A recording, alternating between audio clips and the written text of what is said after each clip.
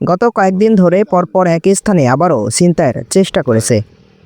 আলমডাঙ্গা হাটবাইলা বৈদ্যনাথপুর মাঠে আজ 10 জানুয়ারি শনিবার ভোর 5টার দিকে মাছের গাড়ি ছিনতাইয়ের চেষ্টা করা হয়। এই সময় পুলিশের উপস্থিতি টের পেয়ে পালিয়ে যায় ছিনতাইকারীরা।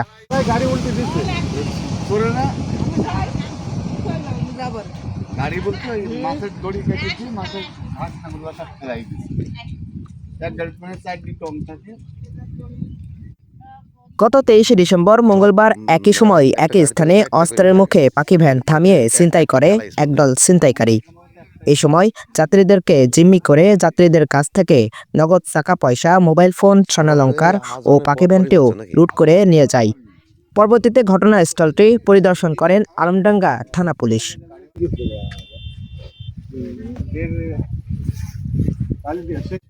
জানা গেছে এর আগেও কয়েকবার একই স্থানে ছিনতাই হয়েছে। এই সময় প্রশাসনদের এই বিষয়ে বিশেষ নজর রাখারও অনুরোধ জানিয়েছেন অত্র এলাকার জনগণ। Tahmid Aluda Taif, Time TV.